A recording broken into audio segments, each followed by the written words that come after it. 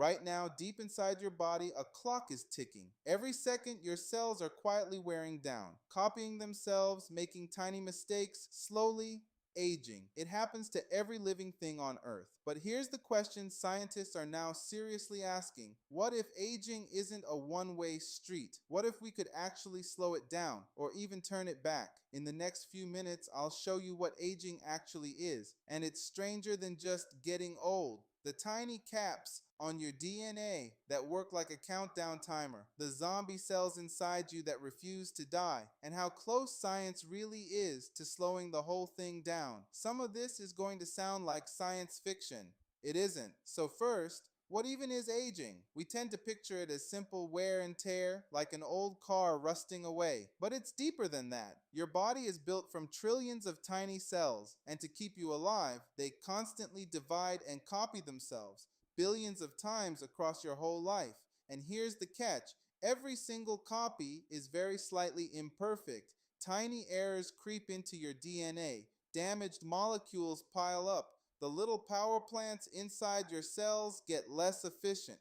Aging really is the slow buildup of all that damage. The moment your body starts breaking down just a little faster than it can patch itself back up.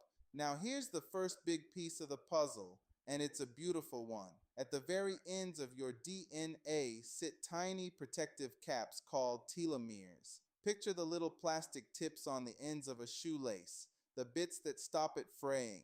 Every time a cell divides, those caps get a little bit shorter, and when they finally get too short, the cell can't safely divide anymore. It either shuts down for good or it dies. So in a very real, very literal sense, your cells are counting down, and your telomeres are the timer. But here's the strangest part of all. Some of those worn out cells don't die when they're supposed to.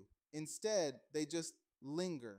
They stop doing their job, but they refuse to leave. Scientists literally call them zombie cells, and they're not harmless. They leak out little inflammatory signals that damage the healthy cells right next to them, speeding up the aging of the whole neighborhood. As the years pass, these zombie cells build up all over your body, quietly making everything age faster, which leads to the multi-billion-dollar question scientists are chasing right now. What if we could simply clear them out? Now you might be wondering, why would nature let any of this happen? Why aren't we just built to last forever? Here's the slightly brutal truth. Evolution doesn't actually care how long you live. It only cares whether you survive long enough to have children and pass on your genes. Once you've done that, the pressure to keep your body in perfect working order basically falls off a cliff. From nature's cold point of view, the body is almost disposable. A vehicle to carry your genes to the next generation. Aging is simply the price of a design built for reproducing, not for lasting centuries. So, the big one, can we actually slow it down? Here's the honest answer.